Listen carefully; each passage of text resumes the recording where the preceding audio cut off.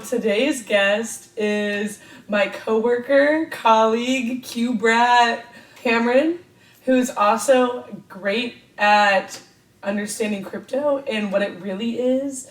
And people like me can be done pretending that they actually know what crypto is and understanding all the intricacies, and when people say stuff about crypto, pretending like they know what's going on, because I most certainly do not know what's going on. Welcome, Cameron.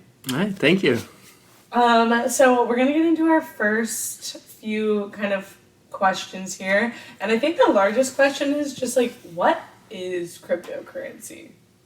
Yeah, so that is a pretty loaded question. It started out kind of just with Bitcoin. That was the very first cryptocurrency. And it's kind of developed into so much more. And it's still kind of up and coming. People are trying to find where it has good applications. But at the most basic, it could be a digital currency. And there's a lot of potentially exciting solutions that can provide for others. So digitizing currency, when I think of digital currency, I just think of my current currency. Like the last time I saw a dollar bill was probably 2 weeks ago. Like that's digital currency to me. So what's the difference between like the numbers in my bank account and cryptocurrency? Like my cryptocurrency can't be kept in a bank. Yeah, so an unknown figure who went by the name Satoshi originally decided to create Bitcoin. And one of the things he really wanted to do was make it a digital currency that wasn't reliant on any organization. And he also felt that a currency should be non-inflationary. So as I'm sure you've been feeling lately, the U.S. government and the Treasury Inflation can in just the US? yeah, No? they just print money if they want to. And so one Bitcoin will always be one Bitcoin, and it will be a certain percentage of the total. And so you're not going to be losing value to inflation that way. So then when there's a set amount of Bitcoin and you harvest it, or how do you mine it, right? So you're mining the Bitcoin and you know that there's only, I don't know, like X amount of Bitcoin coins. Is it coins or coin? Is it plural? It's plural, yeah. Okay. So there's only X amount of Bitcoins. And what happens when the mining like starts slowing down? Then what do? All of the Bitcoins have been mined. It's programmatically defined in Bitcoin's code. Mm-hmm. There's a fixed emission curve. So it started out, none of the Bitcoins had been mined. And then it kind of rapidly increased at the very beginning. And then there's a slow tail to the emission curve.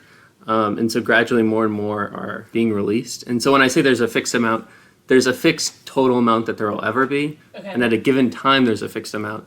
But it does keep increasing. My understanding of mining is very, very small. It's very abysmal. I really don't understand the concept of it. So you're mining using a code, looking for coins. These coins just exist. Like, it's not a fossil fuel. You don't just pick at the ground and, oh, there's some oil. That's not how that works. Like, so this Satoshi person developed this thing.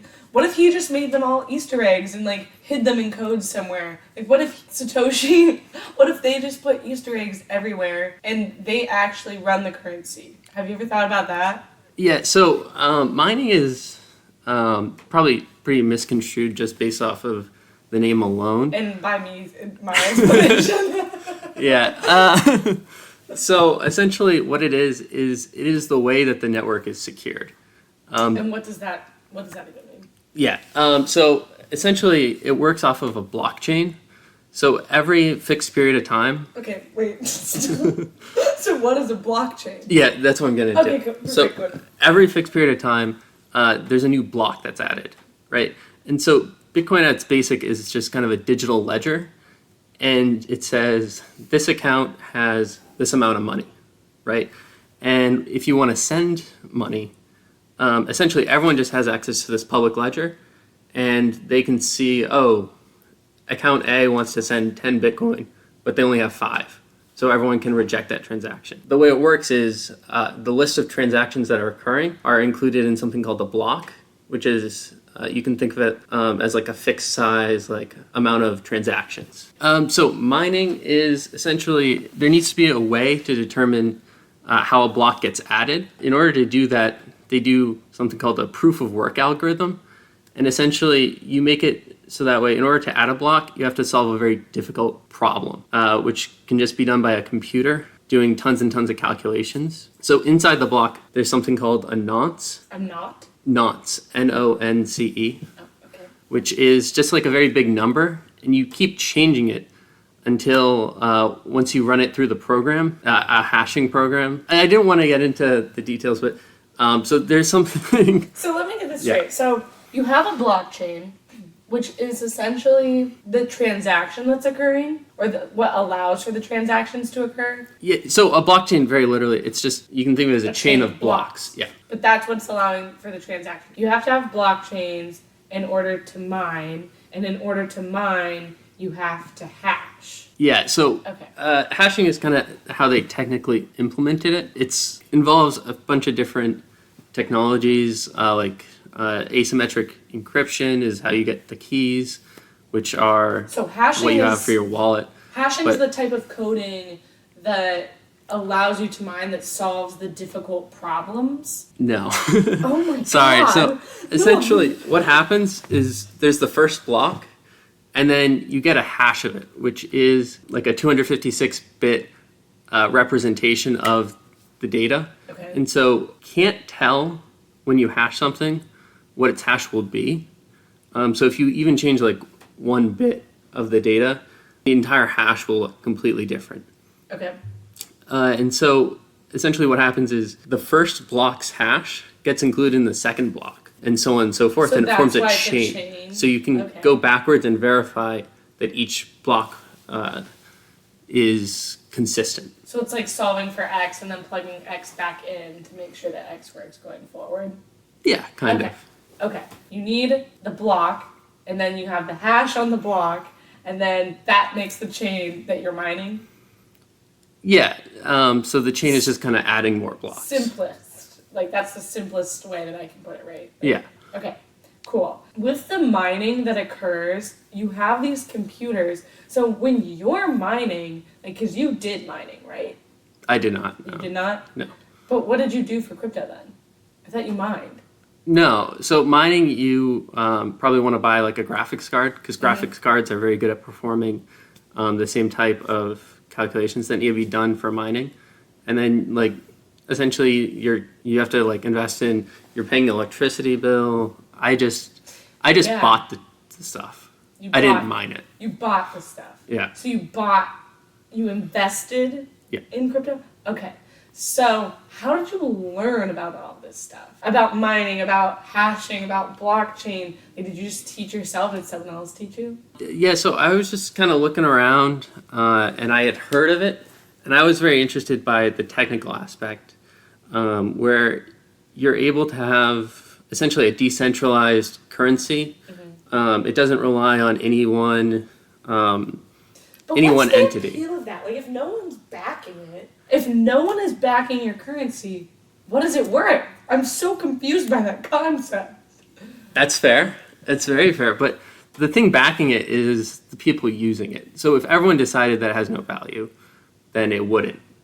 People can clone the code of Bitcoin and make their own currency, and it would have no value. But people have kind of decided that Bitcoin is a good store of value, and people call it kind of like a digital gold. And so you could see situations where if a country collapses, the currency goes to zero. It's independent of like what country you're in, what currencies like you have available to you. You can just use it instead or store some of your money in there. So, with that definition, that leads me to think that it's similar to diamonds and gold, like that sort of thing. Like, if the market was to crash in the United States and all of our money was to be worth $0, gold and diamonds are still worth something somewhere else. And you're saying the same was true for Bitcoin. Yeah, that's how people view Bitcoin. Okay. There's other cryptos that try to do different things and provide different value, but that was like the original Bitcoin. That's the goal. Okay. And so with all of these new spin-off Bitcoin things, cryptocurrencies I should say, Doge Coin that Elon Musk kind of really shouts out a lot. What else is out there? Shiba Inu or whatever. All of these random cryptocurrencies, do they work off the same blockchain technology that Bitcoin works off of? Like, do you mine in the same capacity? Yeah, so that's a great question. So some of them, like Dogecoin, is just a straight clone of Bitcoin, except they made it super inflationary. So I think like 100 million new Dogecoins get made through mining every day. And so there's another type of currency instead of proof of work, which is proof of stake. And to answer your question, I kind of want to dive back into proof of work because we didn't fully describe mining. Okay, yep. So you have the chain of blocks, Okay. right? But if anyone could just claim, like you could include an invalid transaction in there and say like, oh, like I gave myself 1 million Bitcoin or something, right? So there needs to be a way to secure the network. And so what they did is proof of work where there's the hash of the last block, there's all the transactions, and then there's the nonce, right? And so what you have to do is you have to keep changing the nonce until the hash has a certain amount of leading zeros. And so it's just to make it computationally difficult. The hash could start with like anything, right? And so they make it so that way you have to essentially get lucky when you're mining to get one transaction that starts with that many zeros, and then you broadcast it. People look at what you included for transactions, see that it's valid, and then they accept it, and then they start trying to mine the next block. Okay. So if there was a malicious actor, first off, it's unlikely that they would even be able to get something that has enough leading zeros because a lot of people are mining, and almost all of them are good actors. How can you be a malicious actor? Like, are you trying to disrupt somebody else's code or disrupt somebody else's mining, I should say? Or what is a malicious actor as opposed to a good actor? Yeah, so say for example, I was trying to include a bad transaction that gave myself like 1 million Bitcoins, Oh, okay, I see. right? So even if I was lucky enough to get all those leading zeros, people would look at it and say, no, that's not a valid one. And they wouldn't start mining assuming your block is good. They would still keep mining that old one. Say you started mining a block, or A chain. Okay. So say you're mining a chain, and I see that you're mining a chain. Can I mine on your chain, or do I have to make my own chain to mine on? Okay, so everyone mines on the same chain. Oh. So everyone has the same history, and then everyone's so fighting to add one all block. working together to find one more Bitcoin.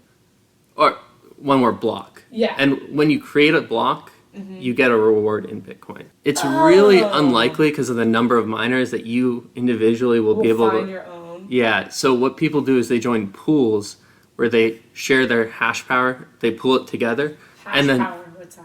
Yeah, so every time you do a hash, your hash power is like how many hashes you can do like in a second. And that's so how many you can based check. on your computer power? Like, what is that? Yeah, so like a really good GPU would have higher or more GPUs. So like when you hear of people having warehouses of computers mining, they're all mining on the same chain, and they're probably a part of a pool. So if you have a warehouse, you might not have to be.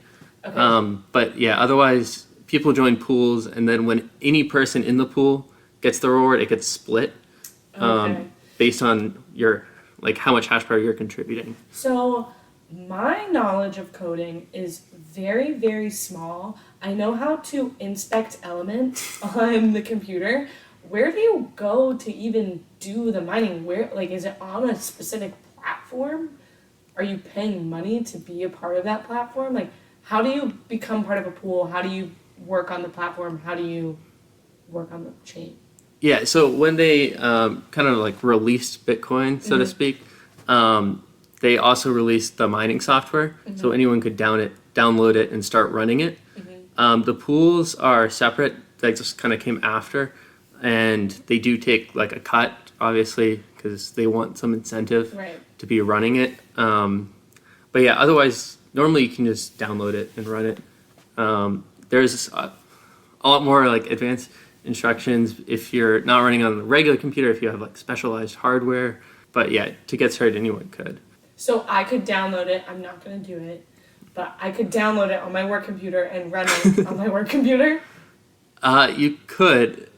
I mean, without specialized hardware, you're probably not going to be doing anything. Yeah, but It's going to take me could 1 be- year to get one revolution of anything done, like solving one of Pro- those complex problems. probably not even. Not even. Not even. Yeah. Oh, wow. Okay, impressive. So with the people that are running this on their computers and they have warehouses and stuff, have you heard about the effects that it has on like the environment and how environmentalists are pro cryptocurrency because of the effects that it has?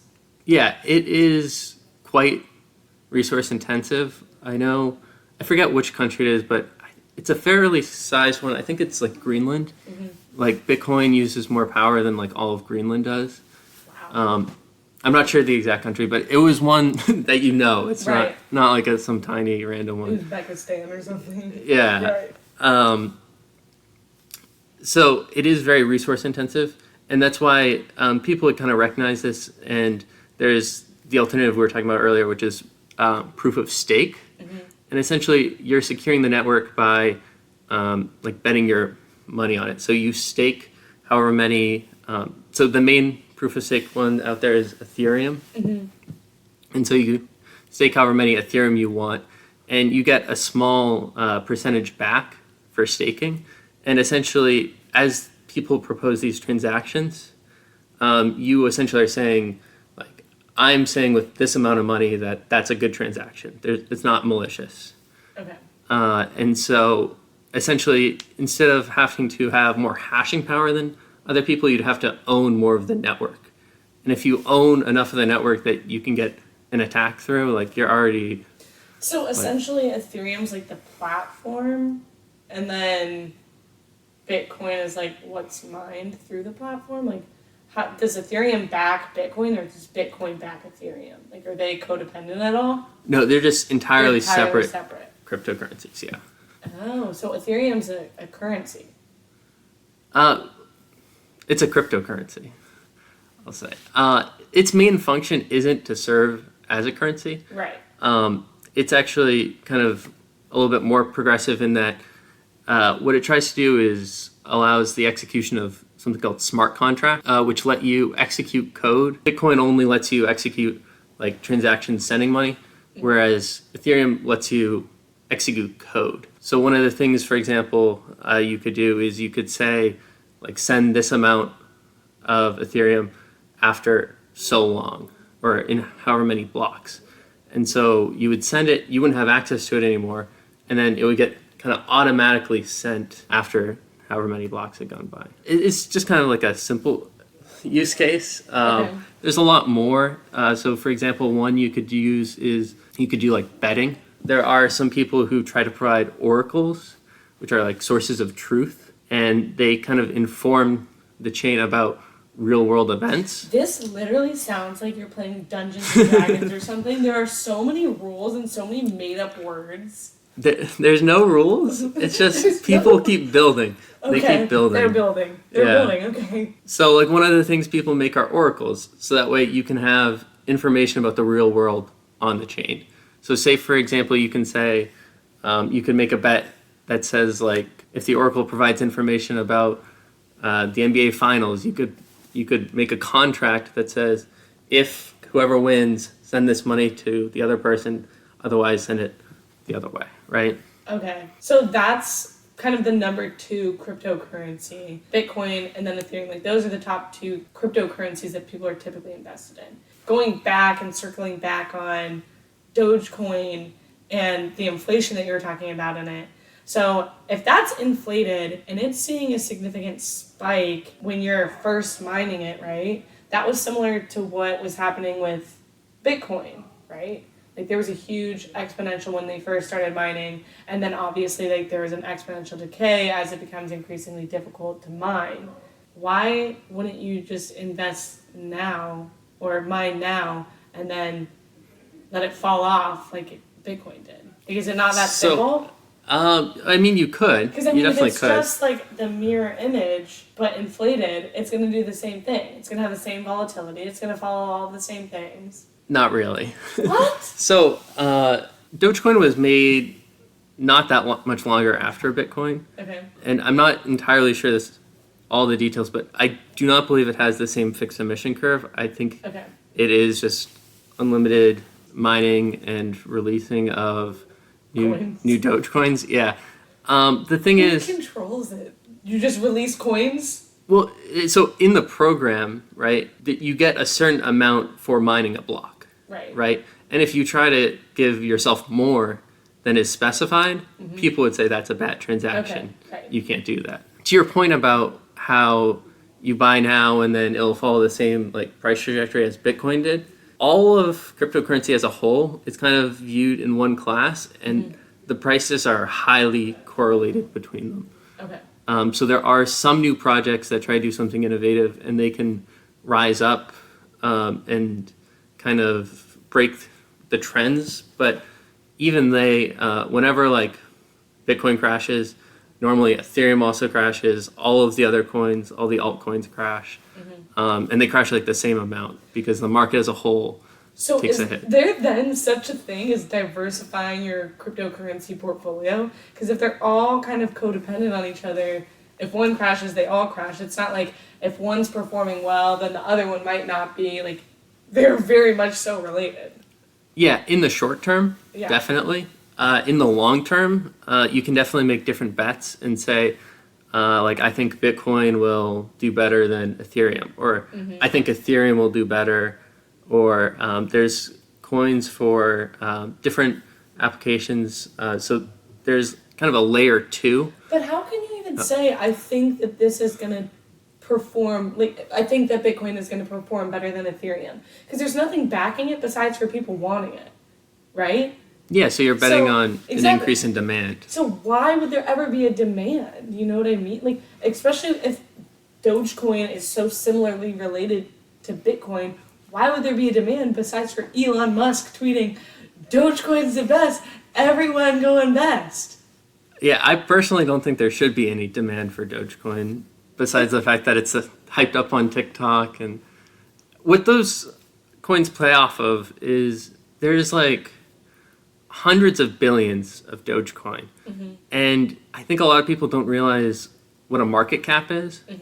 And so you saw people saying like, oh, if Dogecoin hits $1, then like I'll be rich because it's currently at Fraction of a second. yeah.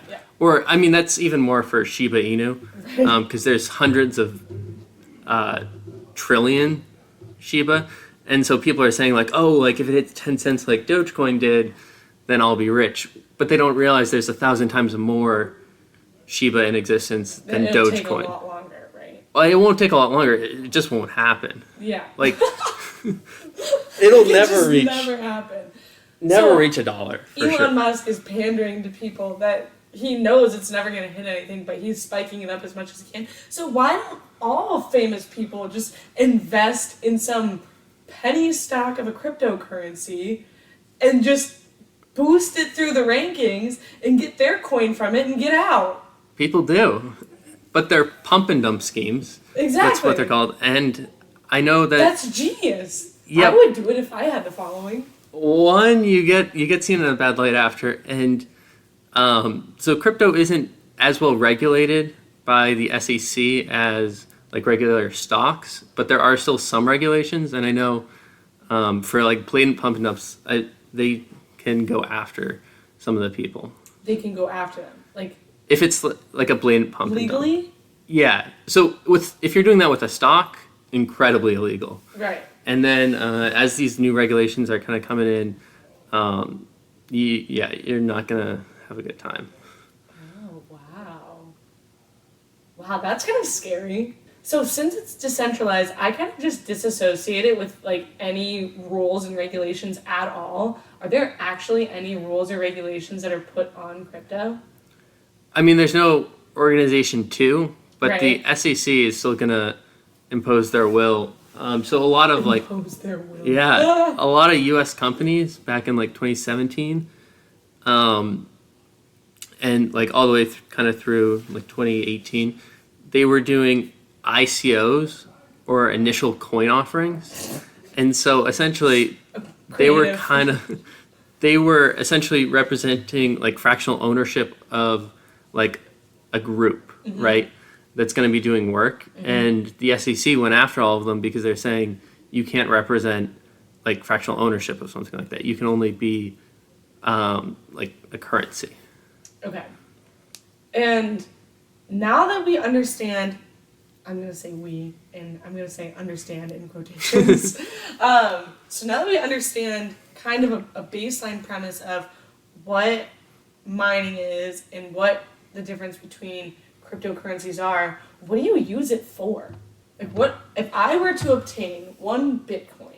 What do I do with that? Where do I spend that? Bitcoin, the only real way to spend it is so you can use it as a store of value, or so whenever you do a transaction, you also pay a transaction fee.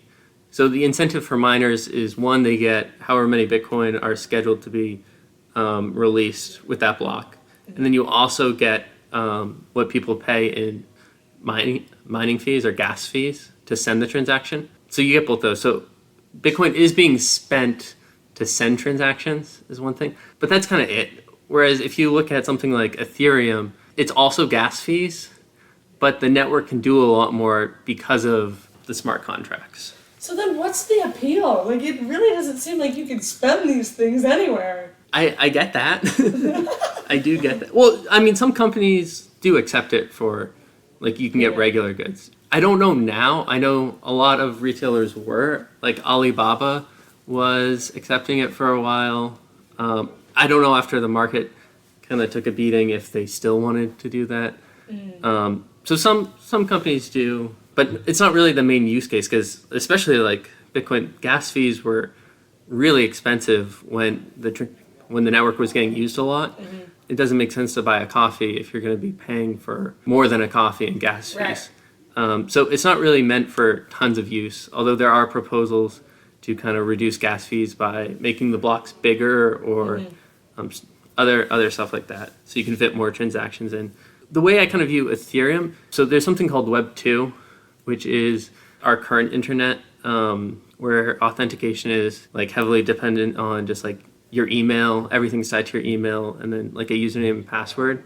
Whereas Web 3 kind of could be shifting towards your authentication being from like your wallet. And Once you obtain the currency, you put it in your wallet. so you don't exactly put it in your wallet.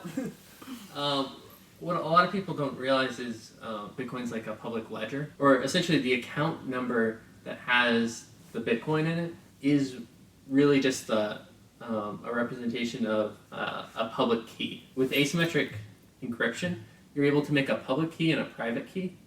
And when you sign something from one, you can verify that it was signed from if you have the other. Is that like when you sign in on your computer? Like if I was on a Mac and it's like, oh, I don't recognize this device login or something, and then Apple pings you on your phone. Is it like similar to that? No. No. So essentially, That's just called dual factor, actually. Never mind. with asymmetric encryption, right?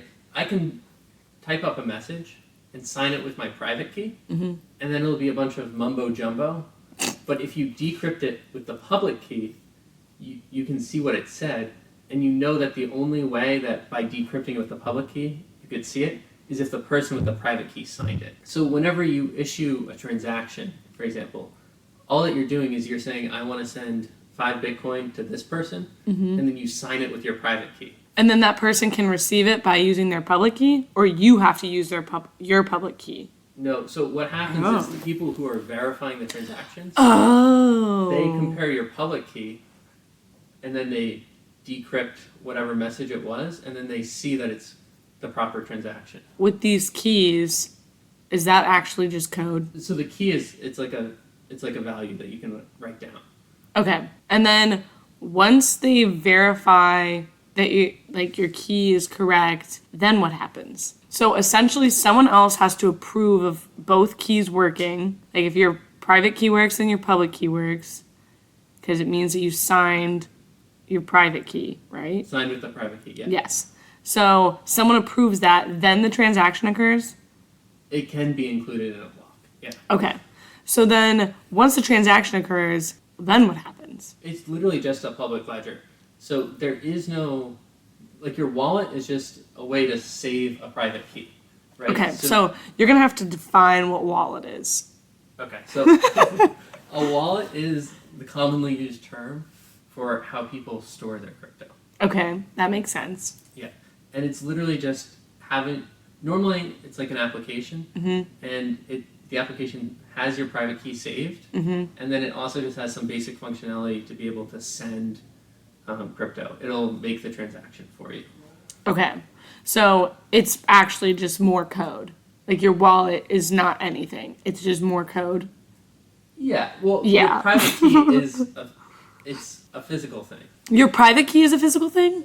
Or it's Like a I'm typing it physical in? string. Yeah, you can. So people, for example, have paper wallets where they generate the public and the private key, and then they write down their all of their private key. So that way they have it in storage. It's literally paper. You've probably heard, or you might have heard of something called a hardware wallet.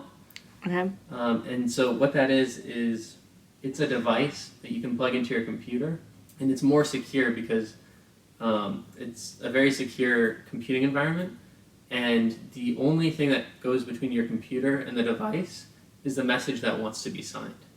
So it sends it to the device, and then you're able to see what the message is, or the transaction is on your device, sign it, and then it sends the signed thing back. And so your private key never is actually on your computer, which is vulnerable. So my computer is vulnerable.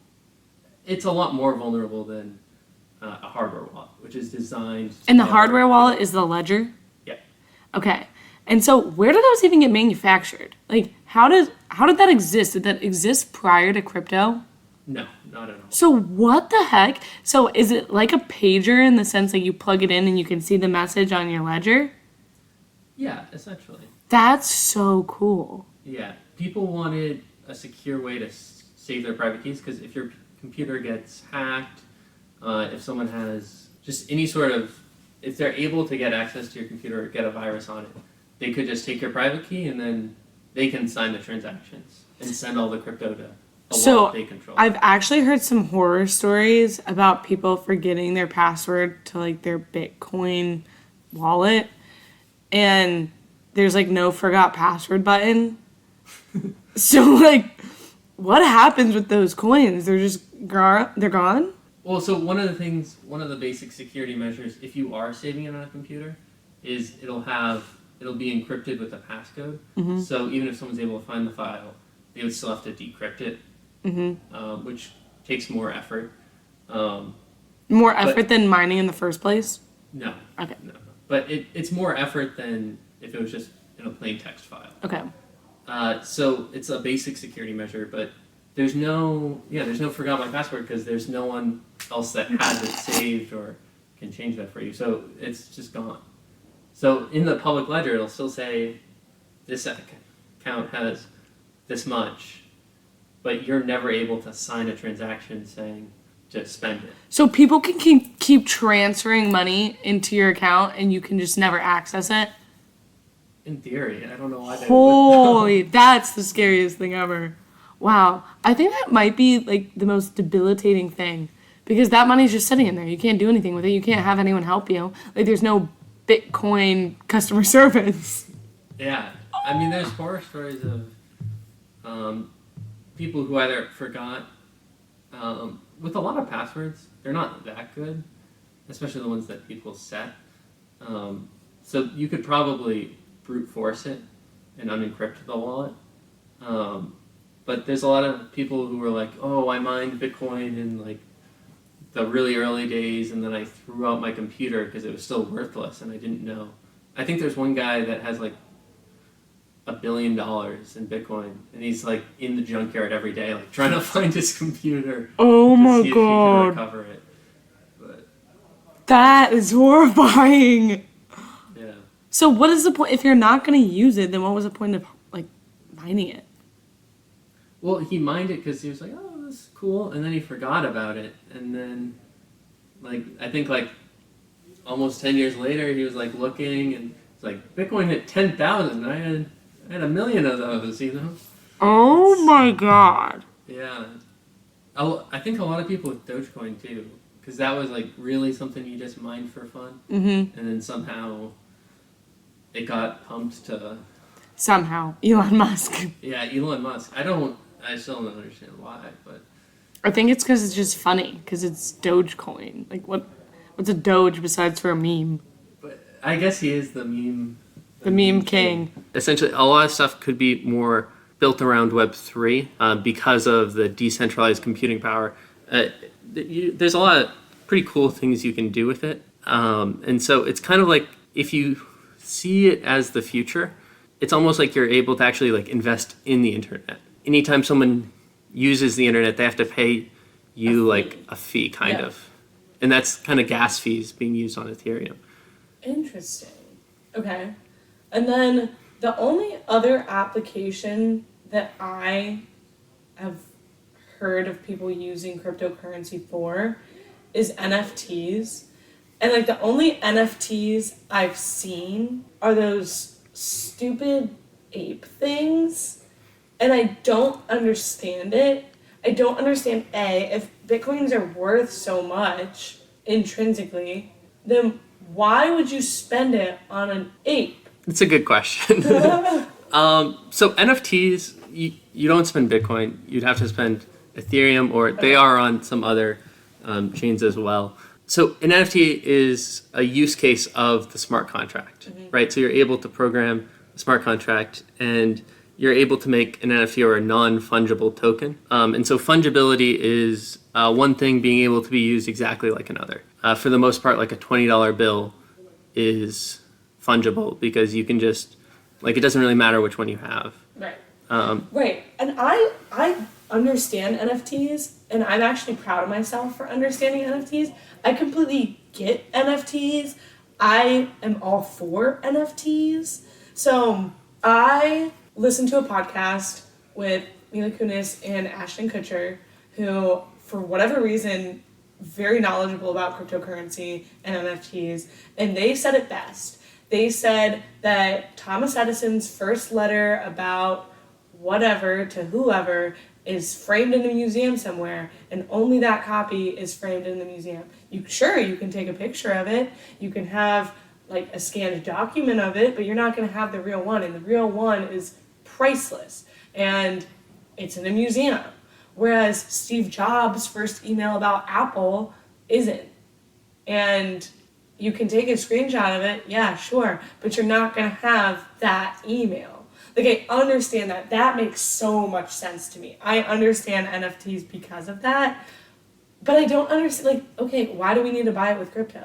I can just hand you money for it. I don't want to. That's the part that I don't get. Yeah, so some people have tried to attribute the same physical, like, only one value. Like, I know there was another person in our group that bought a Banksy, and then they burned it or shredded it.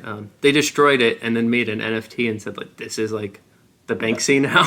Oh my god! Yeah, it's an extreme thing to do, but they were saying, like, now this is the one. I think right now NFTs are mostly being used for getting access to communities.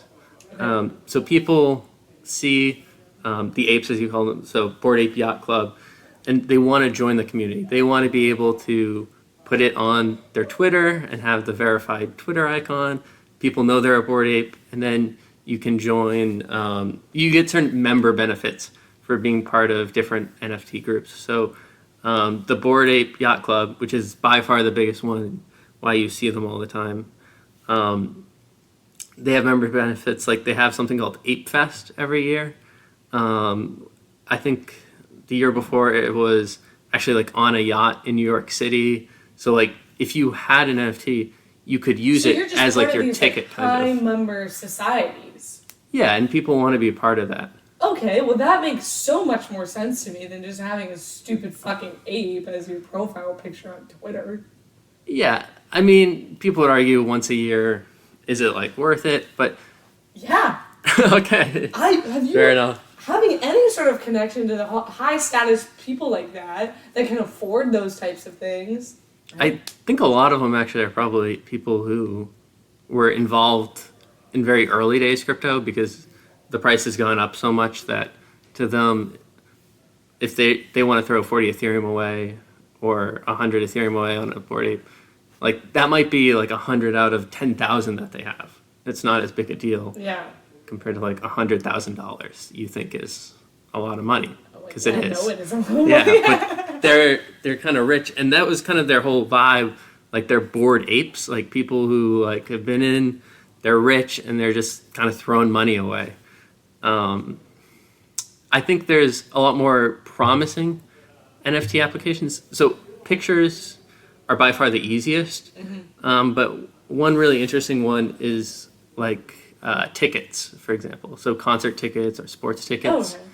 Oh, okay. You can always get scammed, right? And get something that's like a fake ticket or someone using your ticket ahead of time. Whereas if you have proof that you have this ticket and it's the only ticket, like you're not able to be scammed, right? So I think that could be like a really great application we see coming in.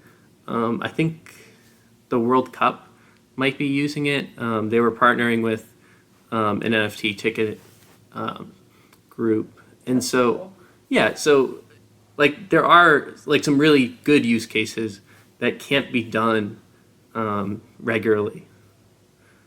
So there are some exciting applications like that. Yeah. I'd never even heard of that. I didn't know that was even a thing. I thought it was literally like the stupid apes and that was it. I was like, okay, well, what else? Yeah, I mean, there's different applications. They're gonna have to find their way through, and kind of where their best market fit is. But yeah, there's definitely more use cases than just having a picture. So with NFTs, can they exist without crypto, or do you have to have crypto for them to exist? Or do they just run off the same technology? Like, how does that? Like the Yes. ticket thing, for instance. How does that really work? Yeah, so NFTs are implemented as a smart contract on Ethereum. Okay. So they can be done in other chains, and you could achieve a similar.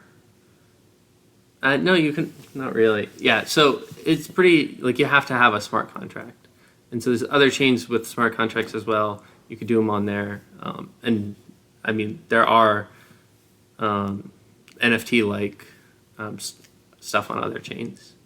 So if you're not mining, you're investing.